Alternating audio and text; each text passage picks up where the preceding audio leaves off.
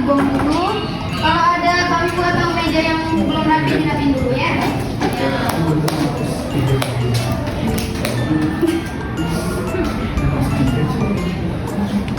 Sudah? Ya sudah. Oke.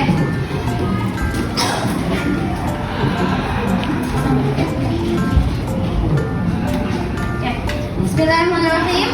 Assalamualaikum warahmatullahi taala wabarakatuh. Waalaikumsalam warahmatullahi wabarakatuh. Oke, masih semangat gak nih? Masih. Oh masih. Tadi belajar apa? Malaikat. Oke, bukannya di SD udah belajar tentang malaikat? Oh belajar lagi gitu. Oke, siap. Udah siap belajar? Sudah. Oke, sebelum kita belajar berdoa dulu ya. Oke, silakan ketua kelasnya Mas Firdaus dipimpin dulu doanya. Mulai. Bismillahirrahmanirrahim. Doa selesai. Oke, baik. Sebelum kita belajar, Ibu akan absen kamu semua dulu ya. Oke, dimulai dari pinggir. Amelia Nurahim hadir? Hadir. Kemudian Nurinda hadir? Hadir. Fitri Adeswanta hadir? Hadir. Kemudian Zahra hadir? Kemudian Alberta? Hadir. Firdaus? Hadir. Ardi? Hadir. Oke. Yang nggak masuk berapa orang? Kita cuma kita. Kita? Iya. Kurang satu berarti ya? Mana anaknya? Bolos. Sakit apa bolos? Sering bolos? Iya. Ntar biar Ibu coba komunikasi sama orang tuanya. Nah, kemarin itu kira-kira siapa yang masih ingat kita udah belajar apa? Malaikat. Ada lagi nggak yang ingat? Selain itu? Iblis. Kemudian apa lagi? Asmaul Husna. Apa lagi? Setan. Oke.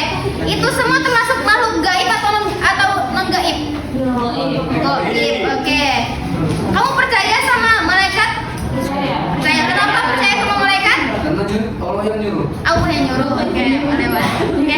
Nah, karena keimanan kamu, Ibu rasa sudah cukup matang ya, bukan matang bahkan kamu emang sudah beriman. Nah, sekarang kita akan masuk ke pembahasan berikutnya mengenai adab membaca Al-Quran dan berdoa. Bu, kenapa kok mesti kita belajar mengenai adab membaca Al-Quran? Kan cuma baca doang. Kan kenapa kita harus belajar tentang adab berdoa? Kan cuma meminta doang. Nah, kalau logikanya gini, kamu minta uang ke orang tua kamu itu mintanya gimana? Atau gini nggak? Bu, mau ada duit gitu. Kira-kira kamu minta gitu dikasih nggak? Nggak. Jadi kamu minta gimana? Bu, apakah saya boleh minta uang? Untuk apa? Jadi mintanya yang baik-baik. Nah gitu juga kalau kamu minta sama Allah. Kalau kamu mintanya nggak sopan, kalau kamu mintanya tidak dengan cara yang baik, Allah ngasih nggak? Mungkin Allah ngasih karena Allah maha penyayang, tapi belum tentu itu bakal menjadi berkah buat kamu gitu. Paham ya? Oke, nah lanjut. Ya, nah kita belajar dulu mengenai adab membaca Al-Quran. Nah, coba baca narasi ini Mbak Zahra. Al-Quran sebagai kitab suci umat Islam memberikan banyak keberkahan bagi orang yang memuliakannya. Tidak sedikit tokoh sukses yang lahir karena memuliakan Al-Quran. Karena pada dasarnya fungsi Al-Quran sebagai segala kunci sukses kehidupan dalam berbagai keadaan, khususnya kondisi terjepit maupun terhimpit. Oke, terima kasih. Nah, di sini dikatakan bahwasanya Al-Quran sebagai kitab suci umat Islam memberikan banyak keberkahan bagi orang yang memuliakannya. Betul atau enggak? Ya, tidak sedikit tokoh sukses yang lahir karena memuliakan Al-Quran. Betul atau enggak? Ya, karena pada dasarnya fungsi Al-Quran sebagai kunci dari segala kunci sukses kehidupan dalam berbagai keadaan, khususnya kondisi terjepit maupun terhimpit. Betul atau enggak? Betul. Nah, ketika kamu galau, ketika kamu sakit hati, ketika kamu butuh bantuan itu, dengan cara kamu baca Al-Quran tuh ada nggak efeknya buat diri kamu sendiri? Insya Allah seperti itu ya. Jadi banyak sekarang itu syekh itu yang dimuliakan oleh Al-Quran sendiri. Maksudnya gimana? Contohnya gini, Ibu ada video, mungkin ini bakal menjadi renungan buat kita ya.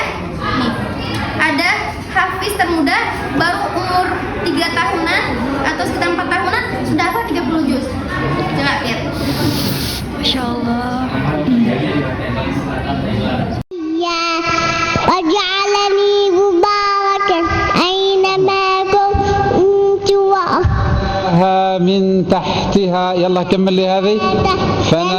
قد جعل ربك تحتك ذليا Apa begitu hebatnya Al-Quran, bahkan anak yang sekecil itu saja yang logikanya belum bisa ngomong aja belum bisa gitu loh, tapi sudah bisa hafal Al-Quran. Itu kan berarti menandakan bahwa Al-Quran itu emang sangat mulia gitu ya. Nah, kemudian lanjut. Nah, pengertian Al-Quran dan membaca Al-Quran. Nah, secara bahasa Al-Quran adalah berasal dari kalimat bahasa Arab qara'a yaqra'u yang memiliki dua makna sebagai berikut. Yang pertama, qara'a yang mana dalam bahasa Indonesia diartikan sebagai bacaan. Kemudian jam'u yang mana dalam bahasa Indonesia diartikan sebagai kumpulan dari berbagai macam kabar dan hukum. Benar apa tidak? Benar. Karena bahwasanya hukum-hukum Islam itu juga berasal dari Al-Quran. Kemudian, sedangkan secara syariat Al-Quran adalah kalamullah yang diturunkan kepada siapa? Nabi Muhammad. Kemudian yang mana diawali oleh surah Fatihah. Benar apa enggak nih? Benar. Dari diakhiri dengan surah An-Nas. Oke. Ada berapa ayat? Ada berapa surah? 114 dengan jumlah ayat 6.666. Nah, ada yang mengatakan 6.666, ada juga pendapat ulama yang lain. Kemudian, nah, kenapa umat Islam itu wajib beriman terhadap Al-Quran? Karena bahasanya Allah Subhanahu wa taala itu telah berfirman di dalam Al-Quran sendiri, yang mana bunyi ayatnya bisa dibacakan, Mas Faris?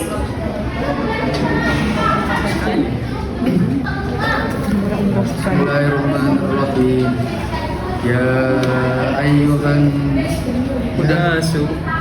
Bismillahirrahmanirrahim. Ya ayyuhan nasu qad ja'atkum maw'izatun min rabbikum wa shifaa. Qad ja'atkum maw'izatun min rabbikum wa shifaa'un lima fis suduri wa hudan wa rahmatun lil mu'minin. Oke, terima kasih. Nah, artinya, hai manusia, kata Allah, sesungguhnya telah datang kepadamu pelajaran dari Tuhanmu dan penyembuh bagi penyakit-penyakit yang berada dalam dada dan petunjuk serta rahmat bagi orang-orang yang beriman. Ini maksudnya apa? Maksud dari yang diturunkan di sini apa? Al-Quran. Jadi telah Allah Subhanahu wa taala telah berfirman bahwasanya Al-Quran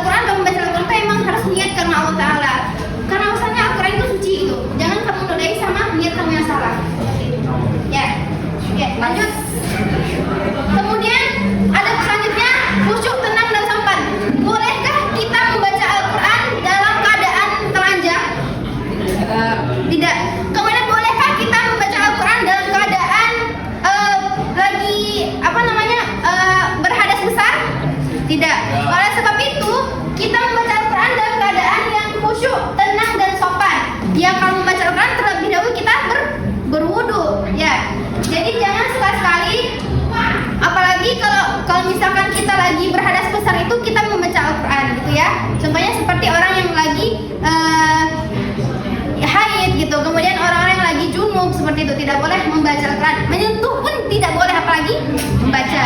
Ya, oke. Sebagaimana apa namanya yang telah difirmankan oleh Allah, afala yatadabbaruna Al-Quran. Nah, kemudian apa yang kita baca itu harus kita tadabburkan, harus kita sikap apa makna di dalamnya, seperti itu. Paham ya? Lanjut. Membaca Al-Quran di tempat yang suci. Nah, apakah boleh membaca Al-Quran di kamar mandi? Tidak boleh. Jadi membaca Al-Quran itu di tempat yang suci seperti apa? Masjid, kemudian rumahnya di ruang tengah gitu, atau di kamar tidak apa-apa. Pokoknya di tempat-tempat yang tidak baik. Bolehkah membaca Al-Quran di diskotik? Ya, tidak boleh.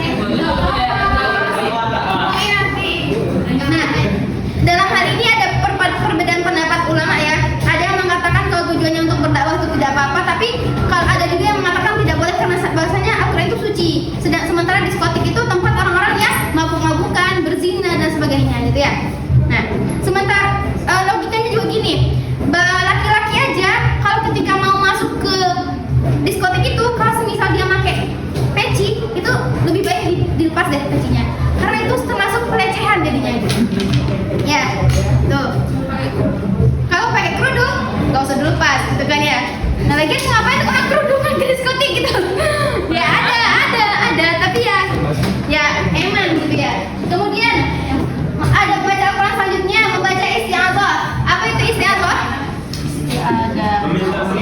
Iya, ta'awudz. Ya, ta'awudz. Jadi sebelum baca Al-Quran itu harus baca ta'awudz dulu. A'udzu billahi minasyaitonir rajim. Nah, ini sebagaimana firman Allah, fa idza qara'tal Qur'ana fasta'iz billahi minasyaitonir rajim. Seperti itu.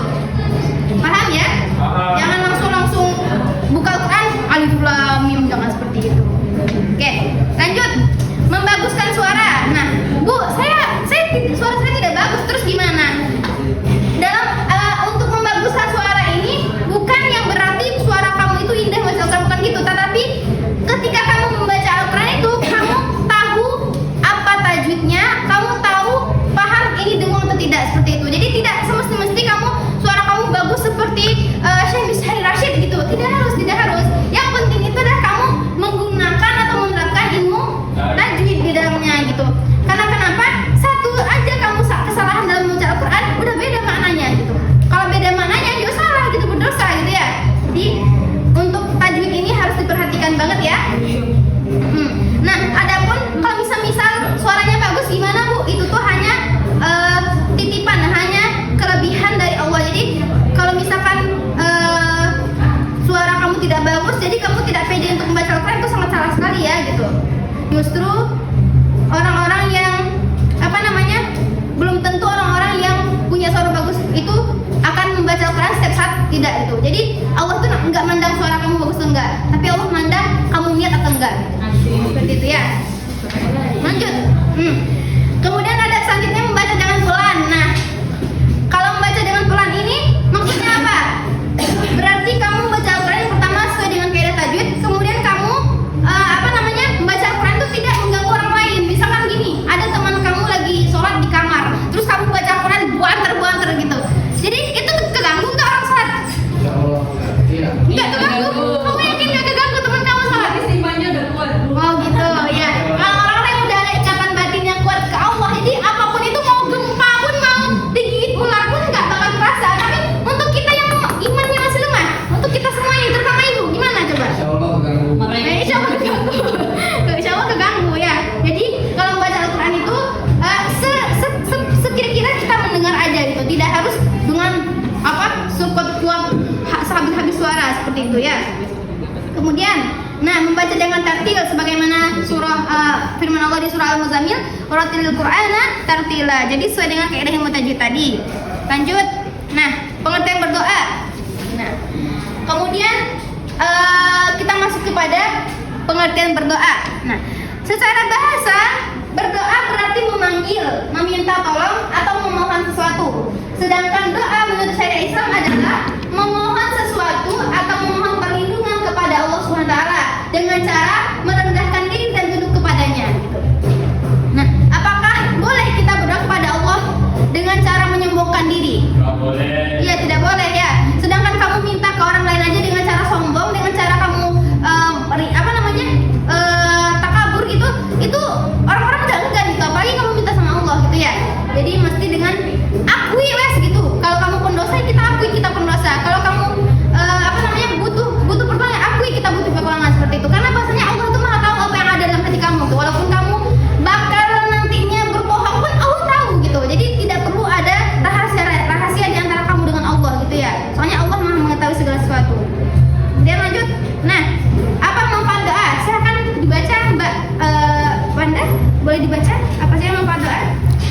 pertama, terhindar dari keputusasaan karena selalu berharap Allah memberikan sesuatu yang diinginkan. Benar apa enggak nih? Insyaallah. Benar. Benar. Karena bahasanya ketika kita tidak tidak tahu lagi mau gimana, ketika kita sholat kemudian kita berdoa, nah di situ bakal ada yang namanya hidayah atau akan ada namanya pertolongan dari Allah gitu. Jadi kamu jangan berpikiran bahwa Allah tidak mendengar apa yang kamu inginkan gitu ya. Oke, lanjut yang kedua apa? Terhindar dari sifat sombong dan takabur karena sesungguhnya tiada kekuatan yang melebihi Allah Subhanahu wa taala.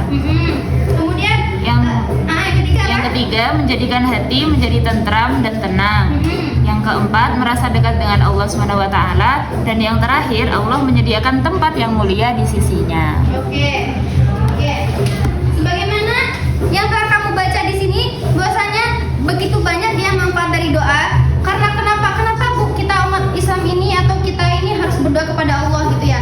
Karena bahwasanya kita hidup ini butuh yang namanya pertolongan gitu. Betul atau tidak? Betul ya. Jadi ke siapa lagi kita minta tolong kalau tidak bukan kepada Allah gitu. Ya, kalau bukan kepada Allah ke siapa lagi itu? Manusia bisa jadi mengkhianati kamu gitu, tapi Allah itu nggak pernah mengkhianati kamu gitu ya. Jadi tidak usah sungkan minta sesuatu kepada Allah ya. Entah itu minta jodoh yang baik kayak saya, kayak ibu atau gimana? Gini bercanda ya. Ya, ibu belum menikah. Kapan-kapan guys, hari Jumat. Oke, lanjut. Jumat besok nikah. Ya, oke. Lanjut. Lafal doa. Nah, dalam berdoa, setiap orang diperbolehkan untuk memohon kepada Allah SWT dengan bahasa sendiri karena Allah Maha mengetahui walaupun kamu menggunakan bahasa alien sekalipun atau bahasa Cina pun Allah Maha tahu gitu ya. Walaupun kamu pakai bahasa diri kamu sendiri, Allah Maha tahu gitu. Jadi tidak usah, Bu, saya malas berdoa karena saya tidak bisa berbahasa Arab gitu ya. Jadi itu bukan suatu alasan untuk kamu tidak berdoa seperti itu. Nah, kemudian contoh doa. Nah, silakan dibaca. Ibu baca dulu, kemudian diikuti ya. Ini ada doa untuk kedua orang tua. Kenapa Bu, Ibu sebanyak itu doa? Kenapa Ibu milih doa untuk kedua orang tua? Karena bahwasanya ketika kita walaupun misalkan kamu tidak hafal doa-doa yang paling panjang pun, minimal kamu hafal doa untuk kedua orang tua kamu ya. Karena yang diharapkan oleh orang tua kamu ketika orang tua kita itu sudah tidak ada, itu tadi doa itu tadi gitu. Mungkin nggak kamu ngasih orang tua kamu duit lagi? Nggak mungkin kan? Jadi yang diharapkan orang tua ini cuma ini gitu, doa gitu ya. Oke, sekarang Ibu minta kita baca doa untuk kedua orang tua kita ya. Silakan ikuti Ibu.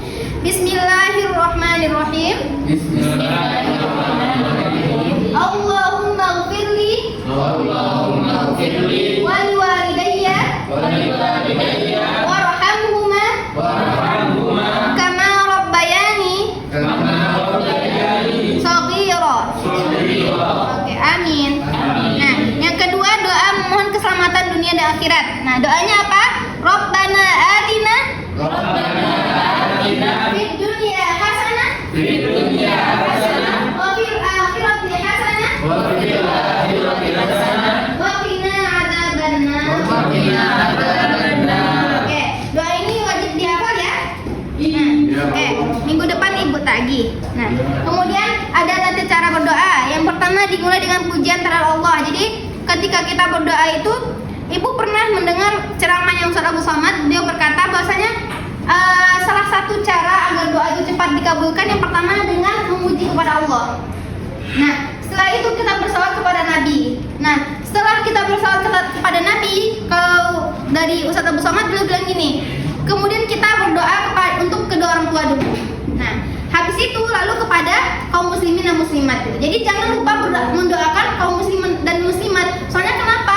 Karena salah satu cara agar cepat doa itu terkabul yaitu tadi dengan cara memuji Allah, kemudian membaca salawat, berdoa untuk diri dan orang tua, kemudian mendoakan kaum muslimin. Nah, seperti itu. Nah, kemudian dilakukan dengan serius sambil mengangkat kedua tangan. Nah, Bu, kalau misalkan anaknya tidak punya tangan gimana? Tidak apa-apa ya. Bukannya gimana? Orang-orang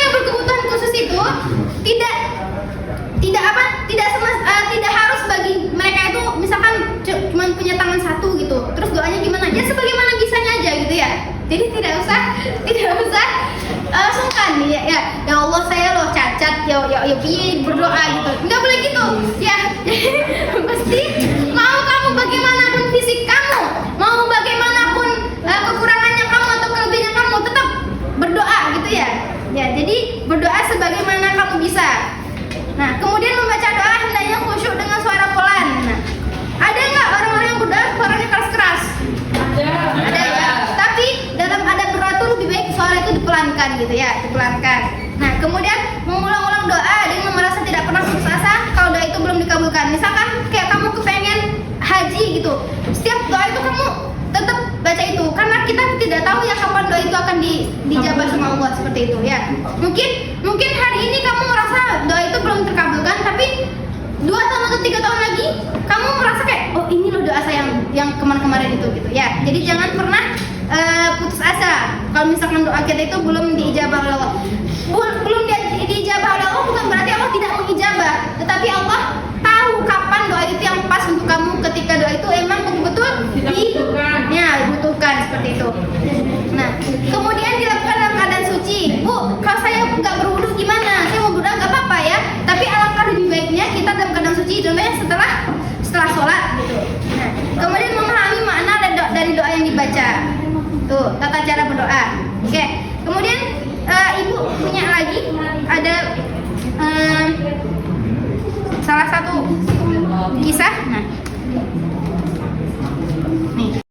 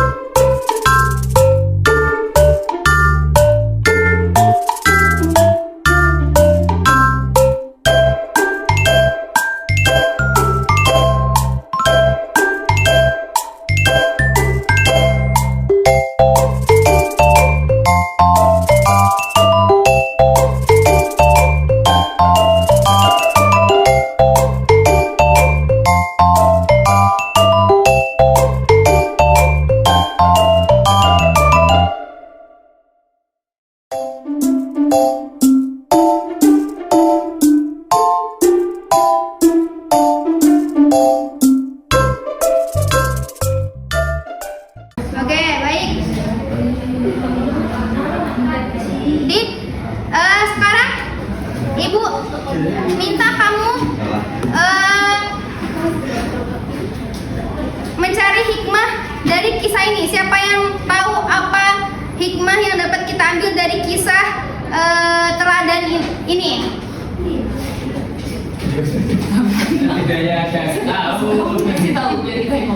Satu, yang pertama tidak putus asa, terus bersyukur kepada Allah, terus habis itu senantiasa maksudnya ya, terus senantiasa apa lagi ini ya, berusaha ya, ikhtiar. Oke, ayo. Oke, baik. Sekarang ibu pengen tanya apa hikmah yang dapat kamu ambil dari kisah teladan tadi? Tidak putus asa. Yang satu. Haris Bu. Ya, Hakim apa Hakim? Sabar terhadap cobaan yang Allah berikan. Ya, kemudian apa lagi Faris?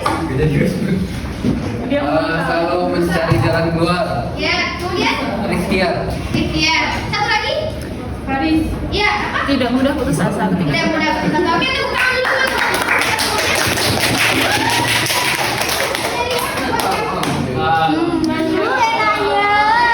Kamu sudah berani menjawab? kamu belajar. Ya, oke. Sama-sama. Oke. Habis ini kita akan ibu akan membagi kelompok menjadi 3 kelompok. Setelah itu ibu minta kamu untuk diskusi bagaimana problematika sekarang terhadap orang-orang yang kamu pernah melihat orang-orang yang menginjak-injak Al-Quran? Pernah. Nah, kemudian kamu pernah melihat orang-orang yang membanggakan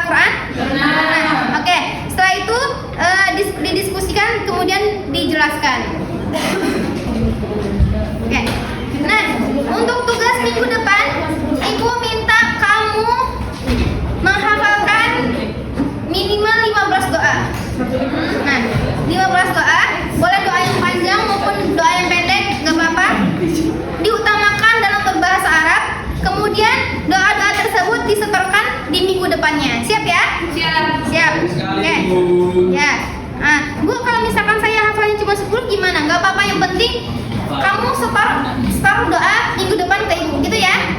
Iya. Oke, sepakat ya? Sepakat. Oke. Nah, mungkin hanya itu yang dapat ibu sampaikan pada hari ini. Ibu harap apa yang telah kita pelajari tadi dapat kamu amalkan dalam kehidupan sehari-hari, gitu ya. Nah, baik, sebelum kita tutup pelajaran, alangkah lebih baiknya kita membaca doa kafaratul majlis dulu. Subhan